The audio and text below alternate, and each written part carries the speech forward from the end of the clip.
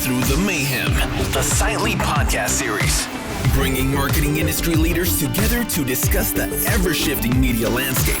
Learn about the ins and outs of real-time marketing, influencers, data privacy, technology, and so much more. All from industry experts with real experience, giving you the real answers. Now, let's break through the mayhem. Welcome back, everybody, to another amazing episode. Today, we've got Steve Wolf, a longtime friend. Very excited to talk to Steve today. Steve, welcome to another episode of Breaking Through the Mayhem. Thank you for having me, Ben. Excited to chat today. Would love for you to kick us off, give a little intro to our listeners about your current role, and then we can do a little deeper dive into the amazing history of Steve Wolf. You're overselling already. Here we go. So, Steve Wolf, I'm the essentially the head of integrated media here at Scale Marketing. We are an independent, full service agency, creative media planning, business strategy, all in one room, all in one agency. And again, my charge is integrated media. So, was brought in really to break down some silos between, my background is traditional, and having more in the early, current years, kind of focused on a more digital solution. And so trying to find that kind of happy medium, the way that maybe more consumers think of media as opposed to media buyers thinking of media, and finding, video solutions as opposed to TV or CTV solutions, and same thing with audio. So that's really my remit, overseeing all buying and media planning here, and working with a lot of our really great clients. That's really awesome. And you and I go way back. You were actually living in New York City versus Chicago, where you reside today. Why don't you tell kind of the viewers a little bit more about your background, how you got, your first start in linear, and then kind of where that career trajectory took you to this incredible opportunity that you have now today. Sure. Born and raised in St. Louis, went to Indiana University, go Hoosiers. Go Hoosiers. Go Hoosiers. And I was sitting in I tell this story because I think it's ironic, if nothing else. But my senior year, I'm sitting in college not knowing what I wanted to do at the telecommunications, which is now way cooler. It's the Mark Cuban School of Media, which sounds way better than the telecommunications school. Thanks, Cuban, for the donation. Thank you, Cubes. And I sat in an interview that I signed up with right before the end of the year. Interviewed with this lovely woman who was working at Starcom MediaVest at the time, and knew some of the people that I knew. And I stayed on, trying to keep in touch with her throughout the summer, trying to get an interview. Eventually landed my first gig at MediaVest, being an assistant planner on Continental Airlines. But the person that interviewed me was Lauren Hanrahan. If you're familiar with that name, Lauren has obviously done pretty well for herself inside of the Publicis world over at Zenith. And but yeah, she got me my first job doing print buying and out of home and planning for Continental Airlines. At the time, they had a rotation program, so 9 months there, and then 9 months working in a multi-client group, working on Capital One amongst a variety of other clients in the national broadcast team, and did my first FEP buy back in the day for Capital One, and that was really my introduction to the media world, and to New York. It was a city I've always wanted to live in, a city I've always admired, and so thank you to Lauren Hanrahan for giving me my first chance to prove my value and worth at MediaVest.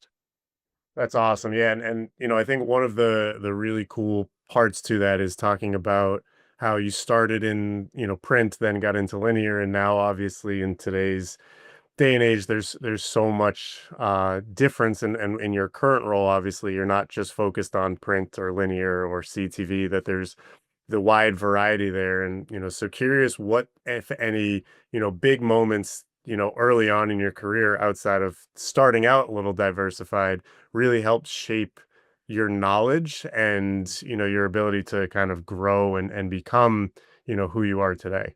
Yeah, I mean, I think, I started my career in 05 at MediaVest, and '08 was obviously a pivotal time in the industry for a variety of different reasons. I made a jump in 2010 to go work at GroupM, now WPP Media, at Mindshare, on an amazing Unilever account. I think that was probably the first time where, I'm a kid from the Midwest. I think I'm pretty smart. I think I know what I'm doing. I had a boss, Tamara Mellish, who was my AD at the time, and Ellen Ferrari was leading that group.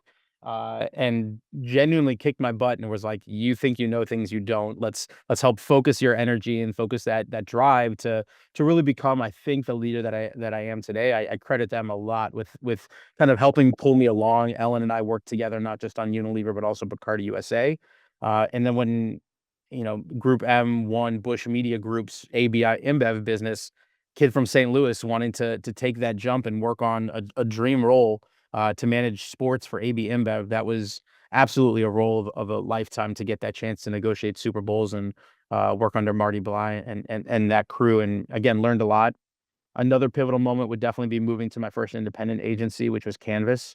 Canvas was a partnership with Horizon and InOcean at the time, running Kia Hyundai essentially. And again, the ability to really be an entrepreneur, to question why we were doing things, I think really opened my eyes to a different way of working, a way that allowed for the autonomy to make those decisions, the challenge of possibly failing, but inevitably learning way more. And so that was an incredible time working on that piece of business, and eventually Heineken. You can see I love the Alc Bev category. It's a super fun one, super challenging, but I've always really enjoyed that category. And then, in 21, the family moved to Chicago. My wife got an amazing opportunity to start up kind of her own creative agency inside of Whirlpool. They moved us out here, and we've been in Chicago ever since. So it's been quite a journey to get us to Chicago. But those are just some of the moments that I can think of that really kind of helped drag me along. But again, credit to Ellen and Tam for really kind of kicking my butt and making me who I am today. Yeah, I think it's really cool, and a few things that you said that really stuck out to me was you definitely took risks early on, and you really wanted to, you talked about being a small kid from St. Louis going to the big city in New York, taking that leap of faith and that risk, and then challenging yourself with some of the larger accounts that are very challenging to manage, all of those millions and billions of ad spend and the Super Bowl aspect. And, so curious from that aspect of the challenging and the risks. And then you also talked about failure, which, a lot of people always talk about the accolades and the positivity, but how important failure is to be able to then bounce back and grow from those. So curious, you don't have to share, every mistake you've ever made, No. but some real life failures, but then also, as you're now in this leadership role, how you're kind of letting the team know, hey, here, don't be afraid to take risks, don't be afraid to fail. I think is really important to talk through. No, I think there's a great Jim Carrey who is like one of my comedy and maybe personal idols, and at least in some veins, if not all. Um, there's a great video of him giving a commencement speech, and he talks about how his dad worked in insurance or worked as a 9 to 5 and felt very comfortable in his job and felt very happy and settled. And then one day he was let go despite all of this goodwill and the work that he was doing. And his father had dreams to be an actor and to be more than what he was, but still failed. At least in his eyes. And Jim was like, he was my dad. I loved him. He was great no matter what he was doing, but he still failed, doing something that he inevitably hated. And I think there's something really important about failing doing something that you love and something that you believe in, rather than just doing the easy thing or staying comfortable. So that was always a lesson that I've tried to take with me. Um, but I think there's something very real about you learn way more in the failures than you do in the success. One of the things that I'm working with here at Scale is kind of an innovation framework. And one of the things that I did was just go through and define what innovation is, because I think that's really important, because innovation is such a broad term. And going through quotes about innovation, and inevitably everyone loves a Brene Brown quote, and there is no innovation without failure. Failure is inevitable in trying to challenge yourself. And um, to me, why is my favorite question, just questioning why something is happening. And if you start from that, you're gonna hopefully learn. But failure is part of the process. And I've definitely had some failures on my time. I can remember sitting early on in my career. My dad worked at a company for almost 40 years. Was super happy, super comfortable. He always preached being happy, being comfortable. Um, And I sat in someone's office, a leader who I won't say name because she's honestly a great person. But kind of like read me the right act. Like I thought I deserved something because I'd been there a certain amount of time. I'd worked hard, but that isn't all that there is. There are all sorts of reasons and rhymes why someone gets promoted. And she kind of was like, loyalty is questionable. There's not really loyalty. It's about like proving your value and continuing to prove it, and then maybe you'll be ready once an opportunity kind of opens up. So, that was a big one that happened during kind of 08, 09, when that time where a lot of people got stuck, despite what was going on in the market, and felt like we all deserved this opportunity. But deserve is not the right word. It's just continuing to do the work and make sure that I think that was a big eye-opening moment for like, you need to be also a bit of a politician when it comes to growing and being ambitious. It's not just doing the work. One last anecdote. There's another really great video. And sorry, I love a good anecdote, but there's a great video online of a Marine explaining the values of who they choose on their most dangerous missions. And if you think about kind of a y-x-axis, there's like the people that are really good at their job and the people that have really great soft skills and can learn. And inevitably you would think like the guy who can, snipe from whatever or, do the best job would be the person you'd want on the mission. But what he actually said is, I'd rather have the guy with the soft skills that I can teach, that works in a team and can help all of us along, rather than the guy that just wants to be the lone wolf. So like, again, it just shows you that like you could be the smartest and best person ever, but if you're not good in a team, if you're not enjoyable to work with, then what are you doing here? So, that's a couple of them that kind of speak to hopefully where I sit today. Yeah, that's great. And I know you're a huge sports fan, so I can hear it in your voice, all of the sports analogies of the failure, the teamwork, and then the passion that, you talked about the accounts that you went to work on and the dream come true and how motivating that probably was of, I know this is a leap of faith. I know this is something that's a challenge for me, but because you're passionate about it and because you're excited about that opportunity, it makes it that much easier to reach, to grow, and then lean on your leaders who have that experience and can give you that support and how valuable that is. And I'm very happy for your new team members to be able to have you as their leader, with those experiences as they're looking to grow and what you guys are looking to accomplish over there. Thank you. Yeah, I'm trying to stay away from the like, the Cardinals failed in 04 in order to win in 06 kind of things, but you're dragging me that way. So, I mean, but 04, at least you can appreciate the fact that 04 made me as a Red Sox fan very happy. Sure. Let's go with yes. Yes. The Red Sox have a history with the Cardinals now. It's so funny, but yeah, I was happy for the Red Sox to finally get over the line, but I do think that team learned a lot and hopefully brought that to win in 06 and eventually 11. But yeah, I will continue to say I think failures are sometimes just if not more important sometimes than your wins. They definitely teach you more. No question about it. Love it. So as we kind of talk through, the path of your career and all of your, insights and learnings that you've had from the different roles, different teams, different places, let's talk a little bit about, the shift in the conversation, at least in traditional linear TV to CTV, the impact of media planning, audience targeting, and really where you see CTV being kind of a game changer in this ever-changing environment. Yeah, I think the clients I work on today are so great because they have so much trust. And I think that's a great place. They're hungry to learn, they're eager to understand, and they trust our agency, as I imagine, hopefully clients do at most agencies. And I think the clients that I work on right now, they've seen that traditional works. And let me be clear, it absolutely works. I still think that there's a place on every single media plan, no matter the size or scale of an audience, for broad reach solutions. I think TV is still, if you take out like, your subscription VOD and your non-ad based, TV is still a huge chunk of the time. And also taking that consumer centric thinking, people are watching TV and then sometimes switching over to their CTV. So to me, I think we sometimes get bogged down in this industry about what the delivery mechanism is of our ads. But if you think about it, a lot of people, most people, I would say, love coming home at the end of the day after they've had dinner, maybe put the kids to bed, and they just want to like zone out with something fun. And that used to be maybe primetime TV. In some cases, it's still sports, and sports is a huge part of TV nowadays. We saw it every single upfront broadcast. Everyone was touting sports, sports, sports, especially NBC.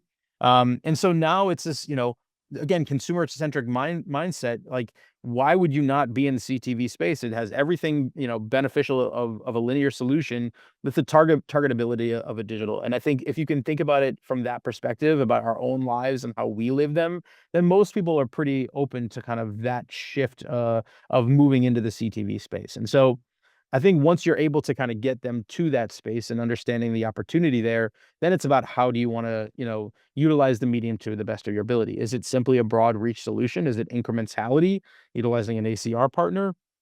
I think one of the things that we always think about here at Scale is those opportunities, which maybe historically or traditionally are thought of as like a brand building, platform or a broad reach or upper funnel consideration.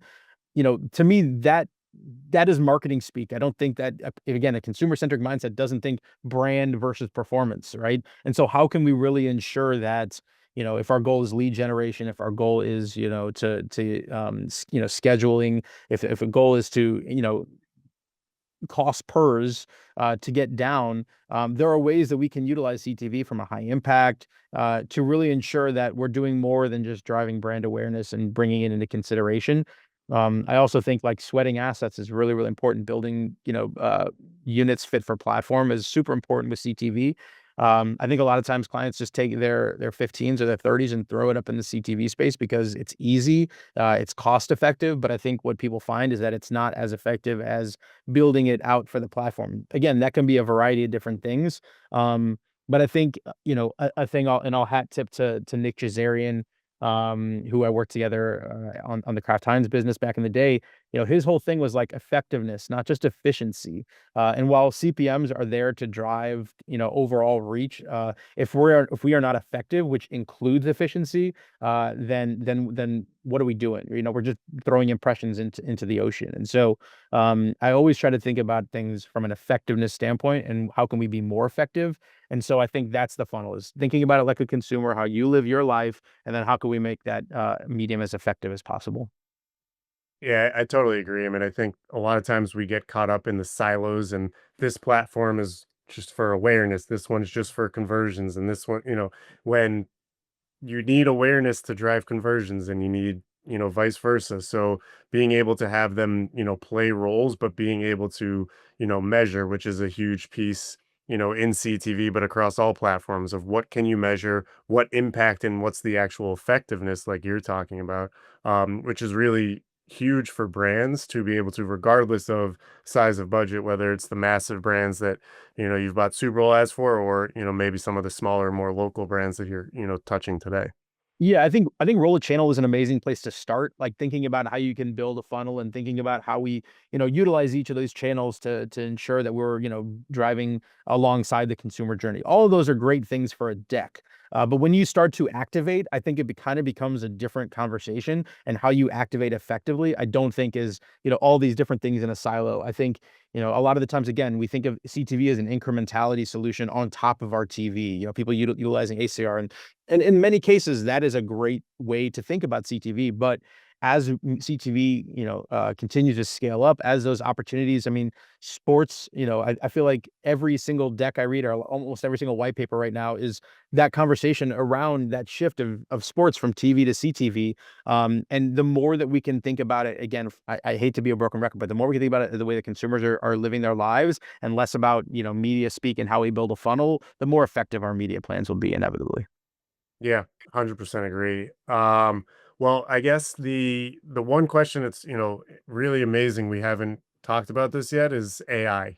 And everybody, AI is the big buzzword. Some people cringe at, some people don't. There's so many different types of use cases and ways of AI.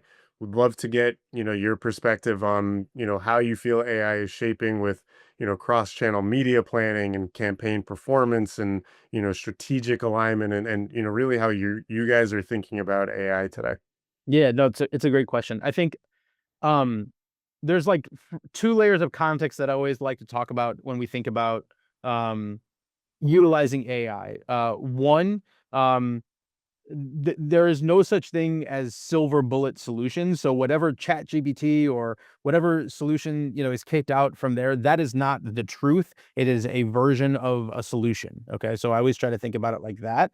And then, inevitably, as we are utilizing these AI tools, no one is perfect at it, right? Like we are always getting better. And so I always try to like make sure that we know that no matter what our current usage is of AI, we've been using it programmatically for a number of years, right? But we are not perfect at it and we need to continue to get better. So I always think about that.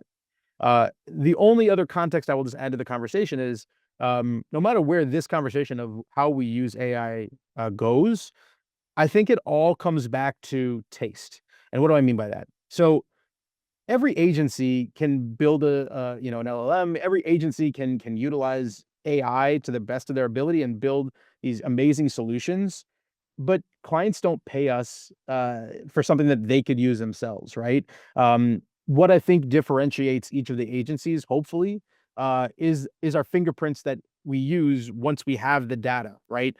So gathering all, what those tools are great at, and I'll give you an example. We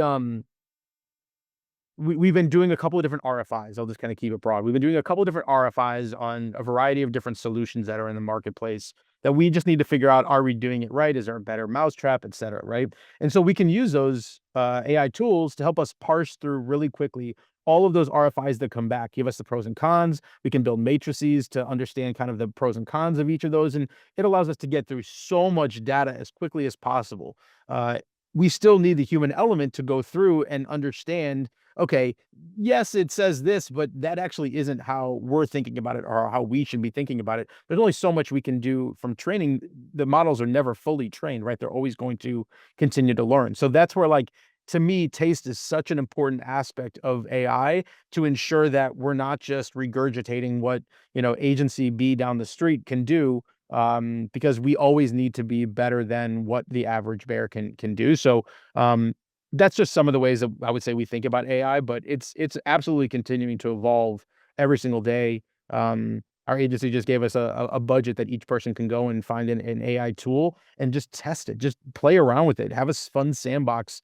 Client agnostic. We're not putting client data in it, but like just go and figure out the way that you think about doing it. And I'm really happy because, you know, 40-plus-year-old Steve may have one way of thinking about AI, but I guarantee you, the 22, 23, 24-year-olds are probably running laps around me when they think about the way they use it. And that's what I'm excited about is how are they thinking about AI and how can we continue to be better than we were yesterday?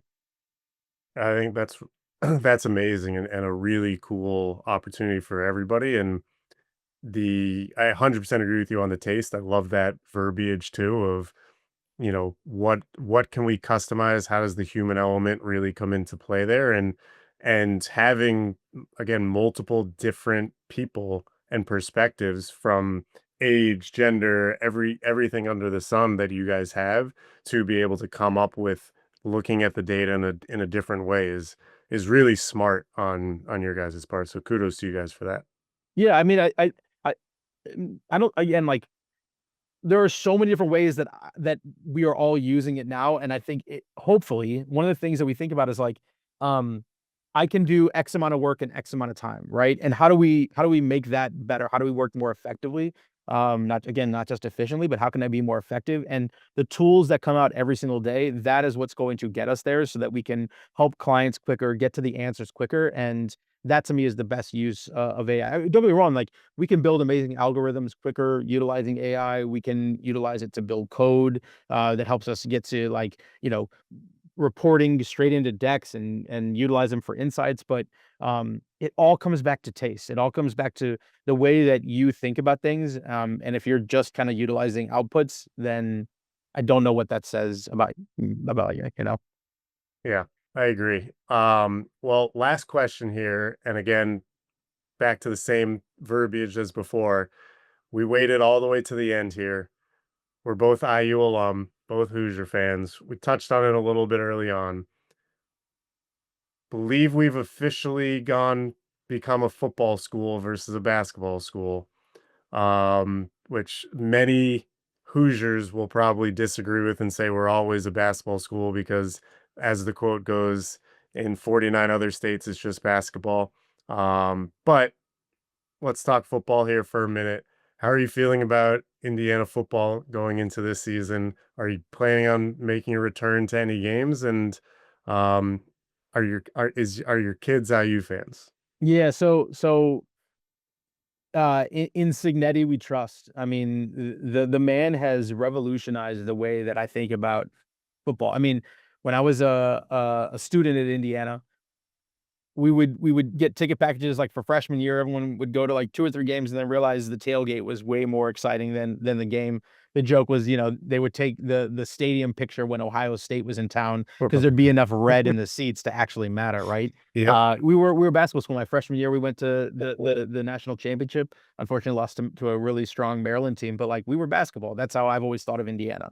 To me, and I'm a big soccer guy, so I'll make the like it to soccer. Indiana basketball is Man United at this point. They are a team that was living on the glories of yesteryear, and that needs to be squashed as quickly as humanly possible and focused in on everything that Signetti is doing, which is changing the culture of the sport and of the town. I hope that my son Arthur will one day be a Hoosier. He certainly has the jersey, the number 1, Isaiah Thomas, Yogi Ferrell, etc.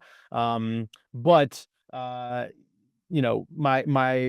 in-laws are Texas grads. That pull is strong. My parents are Mizzou grads, and he lives in Chicago, so there's Northwestern and all sorts of other pulls that he will have on him. I joke, as long as he doesn't become a Cubs fan, we'll be okay. You know what I mean? But getting back to the football of it all, I'm really excited about this upcoming year. The recruiting class is absolutely incredible. And again, I think it all comes down to the leadership style of a one Curt Signetti. He's really, really done an incredible amount of work to not only recruit talent that wants to be there, but quality talent that's going to care about succeeding and succeeding the right way.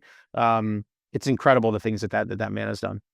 Yeah, I agree. And, back to our earlier conversations of having the right passion, not being afraid to fail and taking risks. And, you see it with the way he's led the program last year, and hopefully this year can take that same kind of mentality into it this year. And I'm very optimistic. My only fear is last year was so amazing and so successful that we're doomed for, again, 1 or 2 more losses, and that's a big disappointment year over year.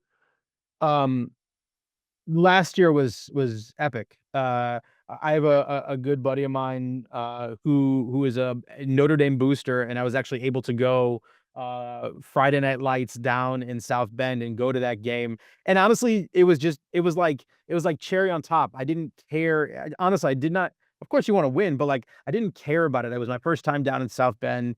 Incredible campus.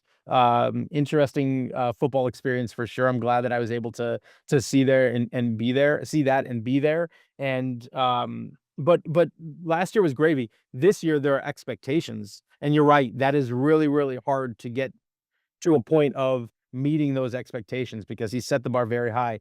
I think I go back to like the schedule last year was a little soft, and so the expectations this year are such that we need to be in a bowl and we need to perform well and beat Purdue. That's about it. Beat Purdue. Beat Purdue. Steve, it's been an absolute pleasure to hang out with you, my friend. Appreciate everything of our growth and our relationship over the years. Super excited about your new-ish role and everything that you're able to do for the team over there. Thank you for joining us today on Breaking Through the Mayhem. Yeah, no, I'm glad we were able to cap off kind of 20 years of a relationship with a fun podcast. This was really, really fun. Just excited to continue to figure out how we can work together. And I really do genuinely listen to the podcast. It's been great. You and Katz are hilarious. So appreciate y'all having me on. Thanks, Steve. Appreciate it. Hey, I'm Chris, one of the producers for Sightly's Breaking Through the Mayhem podcast. We want to thank you so much for subscribing to the show. If you'd like to learn more about the guests we had on today, we included additional information about them in the show notes. Finally, if you'd like to be on the podcast, or if you know someone who'd make a great fit, you can fill out the form at sightly.com/podcast. Catch you on the next episode.